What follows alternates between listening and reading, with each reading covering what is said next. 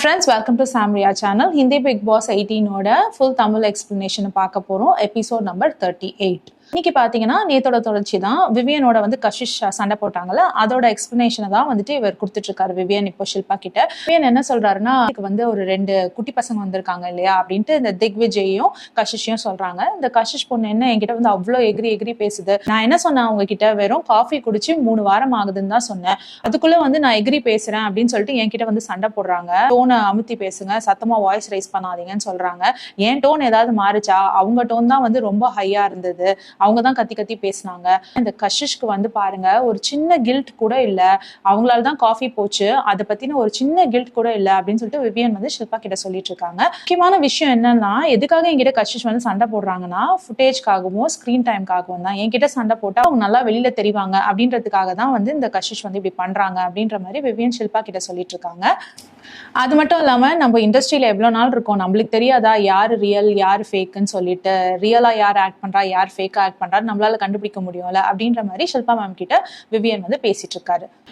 இதுக்கு அடுத்த சீன்ல பாத்தீங்கன்னா விவியன் வந்து தூங்கிட்டு இருக்க மாதிரி காட்டுறாங்க. கோழி கூவுது. அதுக்கு உடனே அந்த கோழி கூவுற சத்தம் போடுவாங்க, தூங்குனா அந்த சத்தத்தை போடுறாங்க பிக் பாஸ் வீட்ல. உடனே விவியன் வந்து நான் சும்மா தான் படுத்திருந்தேன், எதுக்காக வந்து இந்த சத்தத்தை போட்டீங்க அப்படின்ற மாதிரி அந்த ஷீட்டை கண்ணு மேல ஒரு டவல் போட்டிருந்தாரு, அதை எடுத்துட்டு எந்திரிக்கிறாரு. உடனே ரஜத் வந்து கிண்டல் பண்றாரு, நான் தூங்கின மட்டும் அப்படி ஓட்டுனீங்க, இப்ப நீங்க தூங்குறீங்க அப்படின்ற மாதிரி சொல்லவும் விவியன் வந்து நான் தூங்கவே இல்லை, நான் அந்த லைட் அடிக்குதுன்றதுக்காக முகத்துல டவல் பொத்திட்டு படுத்திருந்தேன், நான் எங்க தூங்கினேன், நான் தூங்கினது நீ பாத்தியான்னு சொல்லிட்டு போறாரு.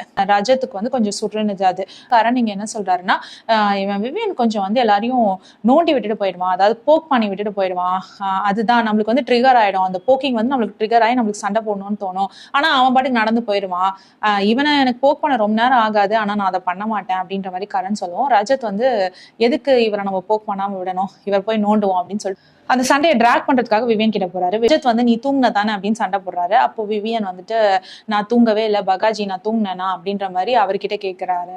ரஜத் வந்து இல்ல நீ தூங்கினதான் அப்படின்ற மாதிரி 2 பேரும் கொஞ்சம் வாக்குவாதத்துல ஈடுபடுறாங்க. அப்ப என்ன பண்றாரு, ரஜத் வந்து கொஞ்சமா ஃப்ரண்ட்ல வந்துட்டே இருக்காரு.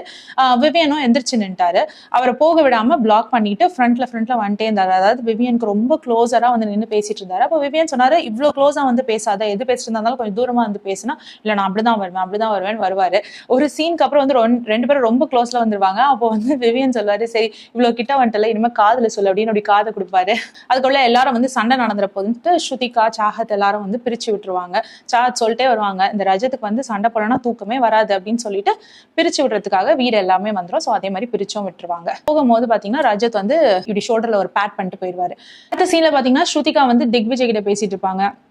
கஷிஷ் வந்து என்கிட்ட இவ்வளோ ஆட்டிடியூட் த்ரோ பண்றான்னு தெரியல, டாய்லெட் போகும்போது கூட கழுத்தை அப்படியே ட்விஸ்ட் பண்ணிட்டு போறா, அப்படி ட்விஸ்ட் பண்ணிட்டு போனா அவளோட கழுத்தெல்லாம் சுலுக்கிக்காதா அப்படின்ற மாதிரி கிண்டல் பண்ணி பேசிட்டு இருக்காங்க. திக்விஜய் வந்து அதுக்கு உன் ஆட்டிடியூட் இவ்வளவு நல்லா இருக்குல்ல, அதுக்காக தான் அவ வந்து இப்படி நடந்துக்கிறா அப்படின்ற மாதிரி பேசிட்டு இருக்காங்க அவங்க 2 பேரும். திக்விஜயும் வந்து அக்செப்ட் பண்ணிக்கிறாரு, அவ வந்து அப்படிதான் ஃபேஸ் ரியாக்ஷன்ஸ் எல்லாம் வைப்பா அப்படின்ட்டு. ஸ்ருதிகாவும் வந்து சில ஃபேஸ் ரியாக்ஷன்ஸ் எல்லாம் கஷிஷோட செஞ்சு காட்டுறாங்க. நான் வந்து பேசினா அவ இப்படி எல்லாம் மூஞ்சி வச்சுக்கிறான்னு சொல்லிட்டு அவங்களும் ஒரு ஃபேஷியல் எக்ஸ்பிரஷன் எல்லாம் பண்ணி காட்டினாங்க. தமாஷா இருந்தது.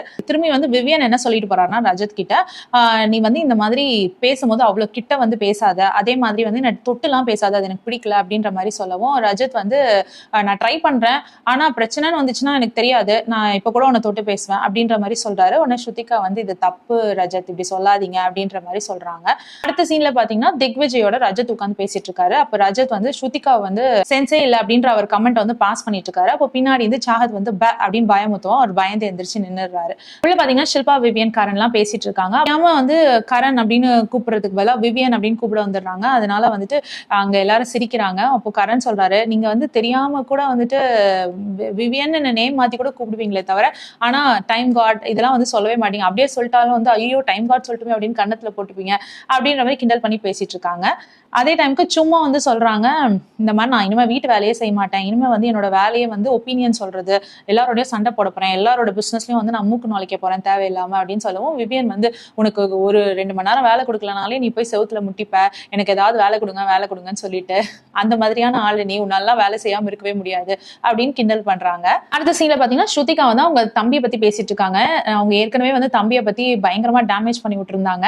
இப்போ என்ன சொல்லிட்டு இருக்காங்கன்னா, இப்ப தம்பிக்கு பொண்ணு பாக்குறாங்க. அந்த பொண்ணு யாருன்னா சும்மா வந்து கேமரா முன்னாடி காமிச்சு அவங்க தம்பிக்கு இன்ட்ரடியூஸ் பண்ணி விட்டுட்டு இருக்காங்க. பாரு, அழகான பொண்ணு, அறிவான பொண்ணு, நல்லா சம்பாதிக்கக்கூடிய பொண்ணு, நல்ல கரியர், சோ இந்த பொண்ணை நீ கல்யாணம் பண்ணிக்கோ அப்படின்ற மாதிரி இன்ட்ரடியூஸ் பண்ணி விட்டுட்டு இருக்காங்க. அதே டைமுக்கு வந்து சும்மியும் வந்து கேட்டுட்டு இருக்காங்க, நீ வந்து கண்டிப்பா வெளியில வந்தனா ஒரு 1 month என் தம்பியோட டேட் பண்ணி பாரு, உனக்கு பிடிச்சிருந்தா கல்யாணம் பண்ணிக்கோ, ஏன்னா நீ ரொம்ப நல்ல பொண்ணு, ரொம்ப நல்ல மனசு உள்ள பொண்ணு அப்படின்னு சொல்றாங்க. அது வந்து கரனுக்கு அவ்வளவா பிடிக்கல. கரண் வந்து கொஞ்சம் ஜெலஸா ஃபீல் பண்றாரு. இந்த டாக்கை வந்து மாத்தி விடுறதுக்காக அவர் நடுவுல பூந்து ஏதோ கலாட்டா பண்ணிக்கிட்டே இருக்காரு. ஆனா வந்து ஸ்ருதிகா கிண்டல் பண்ணி விட்டுட்டே இருக்காங்க.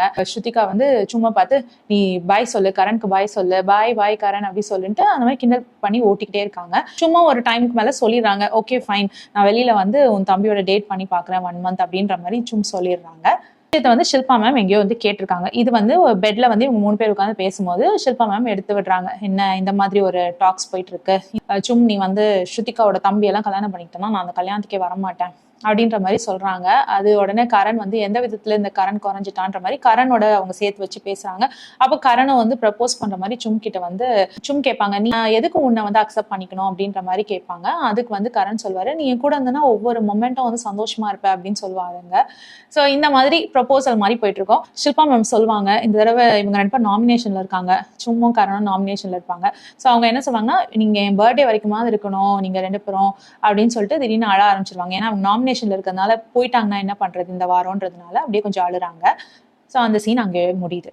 ஸ்ருதிகா பாத்தீங்கன்னா நைட் வந்து பேசிட்டு இருக்காங்க கிட்ட. என்ன பேசுறாங்கன்னா, இந்த ஷில்பா மேம் பத்தி தான் பேசிட்டு இருக்காங்க. ஷில்பா மேம் வந்து உன்னையும் கரணையும் வச்சு ரொம்ப ஓட்டிட்டு இருக்காங்க இல்லையா, அது வந்து இந்நேரம் அவங்க பொண்ணா இருந்தா அந்த மாதிரி பண்ணுவாங்களா, இந்த மாதிரி லிங்க் பண்ணி பேசிட்டு இருக்காங்க கரணையும் உன்னையும் வச்சு, உனக்கு ஒரு லைஃப் வெளியில இருக்கு, அவருக்கு ஒரு லைஃப் வெளியில இருக்கு, ஏன் இந்த மாதிரி லிங்க் பண்ணி பேசணும் தேவையில்லாம, இங்கே பிக் பாஸோட முடிய போறது இல்ல லைஃப் அப்படின்ற மாதிரி ஷில்பா மேம் பத்தி தான் பேசிட்டு இருக்காங்க.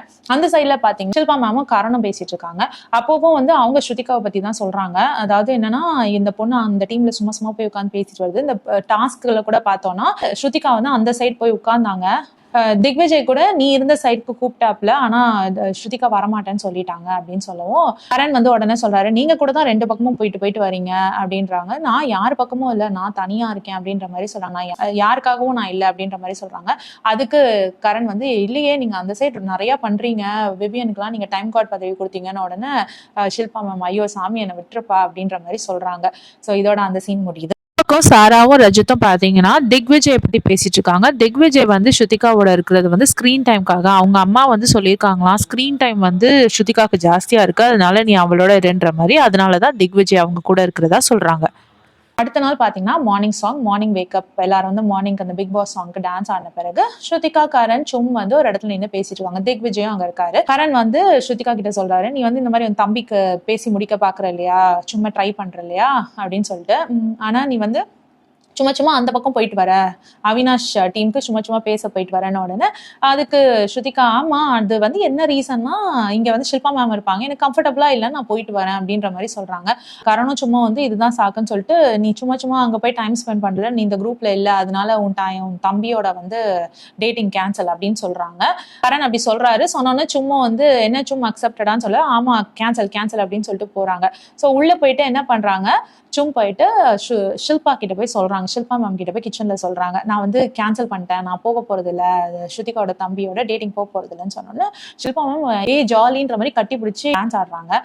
கரணம் வந்துட்டு நான் தான் இது எல்லாத்துக்கும் காரணம் அப்படின்னு எல்லாரும் வந்து ஹைஃபை போட்டுக்கிறாங்க. இது என்னன்னு தெரியல, ஷில்பா மேம்க்கு அப்படி என்ன ஸ்ருதிகா பத்தி வெறுப்புன்னு தெரியல.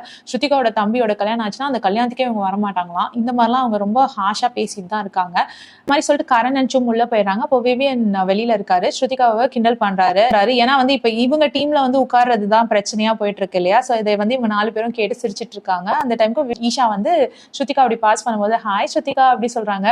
உடனே ஸ்ருதிகாவும் ஹாய் அப்படின்னு சொல்லிட்டு, இங்க பாருங்க எவ்வளவு பிரச்சனை போயிட்டு இருக்கு, இந்த கரண் பாட்டு கொளுத்தி போட்டு போயிடுவாரு, எதனா நான் தான் பிரச்சனையில மாட்டுறேன் அப்படின்னு சொல்லிட்டு உள்ள போய் பேச போவாங்க. அப்போ உள்ள போயிட்டு பேசும்போது பின்னாடியே விவியன் வந்து கலாட்டா பண்ணிக்கிட்டே இருப்பாரு. திக்விஜய் வந்து நீங்க எதுக்கு இந்த பிரச்சனைக்குள்ள வரீங்கன்னு அவர் லைட்டா போய் சண்டை போட போவாரு. நீங்க எதுக்கு பிரச்சனையில வரீங்க, நீங்க வந்து எந்த பிரச்சனையை பெருசாக்குறீங்கன்ற மாதிரி சண்டை போட போவாரு. உடனே ஸ்ருதிகா வந்து நான் யார் பக்கம் போறது அப்படின்னு மண்டையை பிச்சுட்டு கரண் சைடு போவாங்க. கரண் கிட்ட போயிட்டு பேசிட்டே இருப்பாங்க. அப்போ நான் ஜிம்க்கு ட்ரெஸ் பண்ணிட்டு வரேன்ற மாதிரி போயிட்டு வருவாரு. போயிட்டு வந்த உடனே கரண் கிட்ட சொல்லுவாங்க, இந்த மாதிரி வந்து என் ஃப்ரெண்ட்ஸ் தான் வந்து என் கூட நிக்கணும்னு நான் நினைப்பேன். என் ஃப்ரெண்டு நான் இன்சல்ட் ஆகும் போது என் கூட நிக்கணும், எனக்காக அவங்க பேசணும்னு நான் நினைக்கிறேன் அப்படின்னு சொல்லுவாங்க.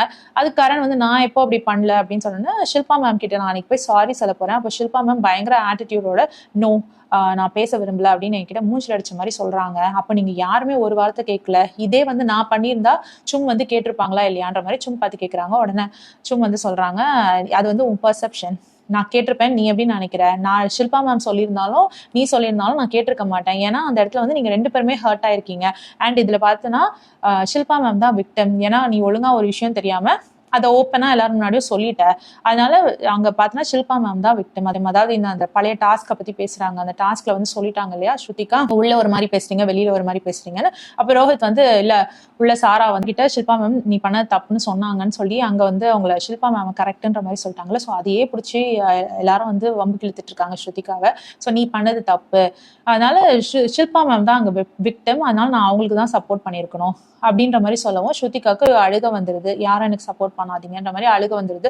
உடனே அழுதோடதை பார்த்தோன்னே சும் வந்து கிட்ட வந்து கட்டி பிடிக்க வருவாங்க. உடனே ஸ்ருதிகா வந்து சொல்லுவாங்க, ஐயோ தயவு செஞ்சு நீ இப்படி வராத, என்கிட்ட வராத, எப்போ பார்த்தாலும் நீ என்ன ஹர்ட் பண்ணிட்டு திரும்பி வந்து என்னை கட்டி பிடிச்சி சமாதானப்படுத்துற, இது எனக்கு வேணாம் அப்படின்ற மாதிரி சொல்லவும் சும்க்கு இப்போ ரொம்ப கோவம் வந்துருது. நீ ஏன் வந்து இந்த மாதிரி எக்ஸ்பெக்டேஷன்லாம் வச்சுக்கிற, நான் யார் கூட இருக்கணும் யார் கூட இருக்கக்கூடாதுன்னு நான் தான் டிசைட் பண்ணணும், நீ ஏன் வந்து இவ்வளவு பொசசிவ் ஆகுற, நான் ஷில்பா மேம்க்கு நிறைய சப்போர்ட் பண்றதுனால உனக்கு வந்து என் மேல கோவம் வருது, வேற ஒன்றும் இல்லை, நான் எல்லாரோடையும் வந்து ஃப்ரெண்ட்ஷிப்பை பிரேக் பண்ண போறேன், உன் கூட மட்டும் இல்லை நான் யார் கூடயுமே ஃப்ரெண்டா இருக்க போறது இல்லை அப்படின்னு சொல்லிட்டு சும் கோவமா உள்ள போயிடுறாங்க.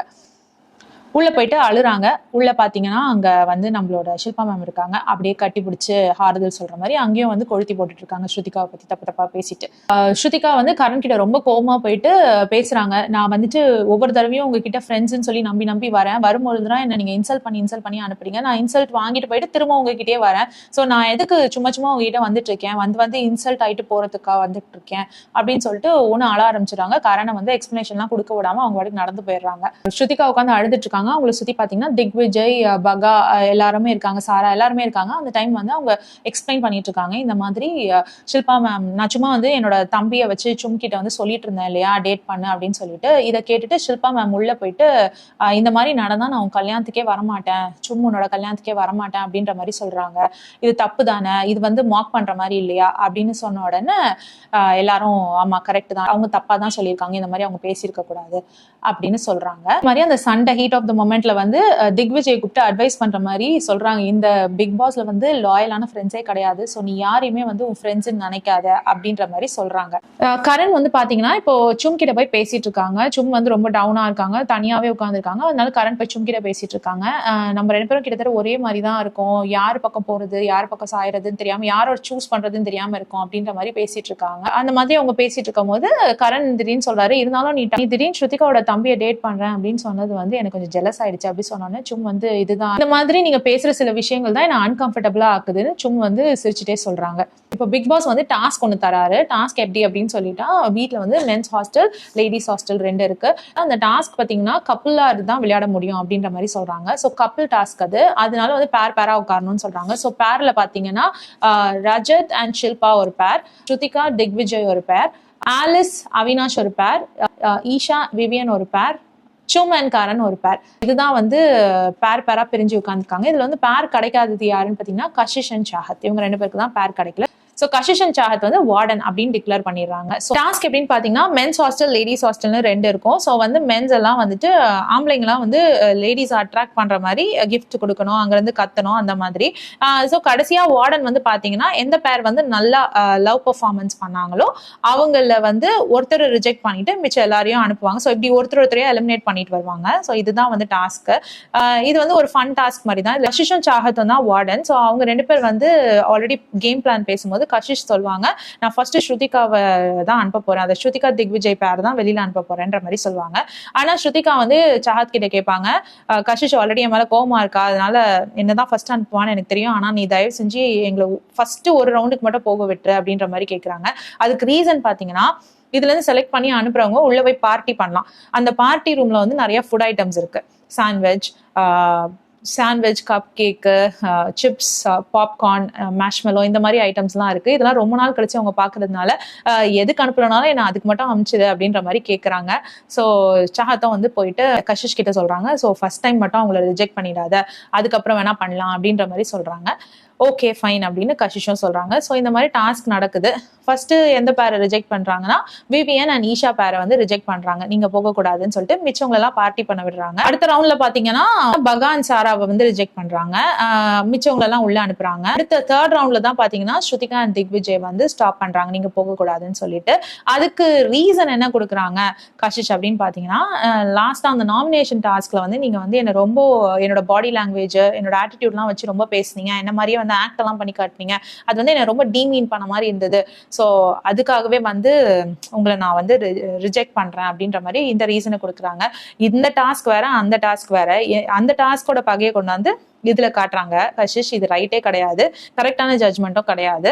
இருந்தாலும் ஸ்ருதிகா என்ன சொல்றாங்கன்னா, நீ வந்து என்னை ஃபர்ஸ்ட் ரவுண்ட்லயே அனுப்பிடுவ அப்படின்னு தான் நினைச்சேன், நீ இவ்வளவு தூரம் என்னை கூட்டிட்டு வந்ததே ரொம்ப பெரிய விஷயம், தேங்க்யூன்னு சொல்லி கட்டி பிடிச்சி தேங்க்ஸ் சொல்லிட்டு போறாங்க. கடைசியில வந்து கரண் அண்ட் சும்மியோ ரிஜெக்ட் பண்ணி யார் வந்து செலக்ட் ஆகுறான்னு பாத்தீங்கன்னா ரஜத் அண்ட் ஷில்பா தான் செலக்ட் ஆகுறாங்க. ஸோ ரஜத் அண்ட் ஷில்பா தான் இந்த டைம் கார்டு பதவிக்கு வந்து போட்டி போட போறாங்க. இந்த வாரத்துக்கான டைம் கார்டு வந்து ஒன்னு ரஜத்தா இருக்கலாம், ஒன்னா ஷில்பாவா இருக்கலாம். யாரு வந்தாலும் தெரியல, கடவுளுக்கு தான் வெளிச்சம். யார் வந்தா நல்லா இருக்கும் நீங்களே சொல்லுங்க. ஷில்பா வந்தா நல்லா இருக்குமா, ரஜத் வந்தா நல்லா இருக்குமா நீங்களே சொல்லுங்க. நம்மளுக்கு இந்த 2 பேர் தான் இப்போதைக்கு ஆப்ஷன்ல இருக்காங்க. சோ இந்த டாஸ்க் முடிஞ்ச உடனே எல்லாருமே பேசிட்டு இருக்காங்க. இப்ப கடைசியா வந்து ஷில்பா அண்ட் ரஜத் வந்து பண்ணிட்டு இருக்காங்க, டான்ஸ் பண்ணி என்ஜாய் பண்ணிட்டு இருக்காங்க அவங்க வின்னிங் மூமெண்ட். அந்த டைம் வெளியில எல்லாரும் பேசிட்டு இருக்காங்க. சும் சொல்றாங்க, நான் இப்ப அக்செப்ட் பண்ணிக்கிறேன், எப்பவுமே வந்து கரண்ட் டைம் கார்டு ஆக முடியாதுன்றதை நான் அக்செப்ட் பண்ணிக்கிறேன் அப்படின்ற மாதிரி சும் சொல்றாங்க. சோ அதோட எபிசோட் முடியுது. சும் கரண் ஸ்ருதிகா ஃபைட்ல நீங்க வந்து என்ன நினைக்கிறீங்க, யார் மேல தப்பு? ஸ்ருதிகாவோட எக்ஸ்பெக்டேஷன் ரைட் அப்படின்னு நீங்க ஃபீல் பண்றீங்களா, இல்ல ஸ்ருதிகாவோட எக்ஸ்பெக்டேஷன் ஃப்ரெண்ட்ஷிப்புக்குள்ள வந்து ராங் அப்படின்னு நினைக்கிறீங்களா? இந்த வீட்டுல அவங்க உண்மையான ஃப்ரெண்ட்ஸை தேடுறது வந்து கரெக்டா தப்பான்றது வந்து நீங்க எனக்கு கமெண்ட்ல சொல்லுங்க. உங்களுக்கு இந்த வீடியோ பிடிச்சதுன்னா please like, share and subscribe. Next எபிசோடோட எக்ஸ்பிளனேஷனோட உங்களை நான் சந்திக்க வரேன். Until then, it's bye from Jemima. Take care.